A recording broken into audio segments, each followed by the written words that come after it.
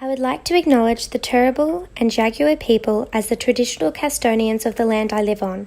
I would also like to pay respect to elders, both past and present, and extend that respect to any Indigenous Australians who may be viewing this. My name is Alice, and I am a non-Indigenous Australian woman who was raised in Brisbane, Queensland. Before commencing this course, I am ashamed to admit my understanding of Aboriginal and Torres Strait Islander culture and country was superficial and limited, as I have no Indigenous family members, friends, or employment connections at present.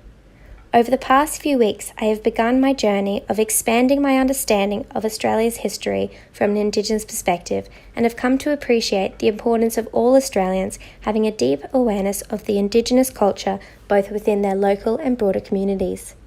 My local area is West End, and while exploring my surrounding environment, the history, and how visible and valued Indigenous culture and country is within it, I discovered many symbols and visual representations of Indigenous history.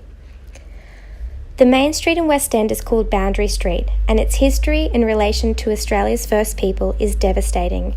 In the mid-1800s, Boundary Street literally marked the perimeters of a colonial town that Indigenous Australians were banned from and at times forcibly removed from. Today, for many people, this street name is a sad reminder of this terrible injustice. There have been movements to attempt to get the street name changed, as some people hold the belief that the name restricts the city of Brisbane from truly achieving a harmonious relationship between local Indigenous clans and white Australians.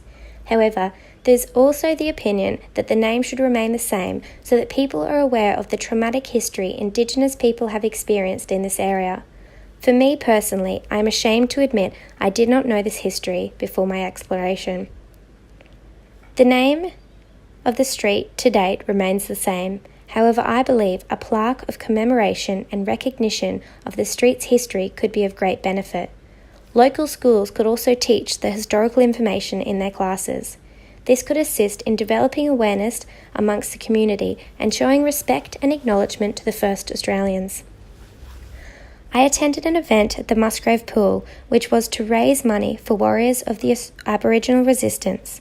This movement involves a group of young Aboriginal people who are committed to the cause of decolonisation and the philosophy of Aboriginal nationalism, resistance and revival. It was a privilege to be a part of this event and to listen to the various guest speakers on the night.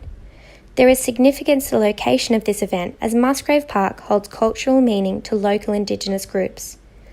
Through further research, I also discovered another event held at Musgrave Park, known as NAIDOC Week. NAIDOC Week stands for National Aborigines and Islanders Day Observance Committee and aims to increase awareness of the status and treatment of Indigenous Australians.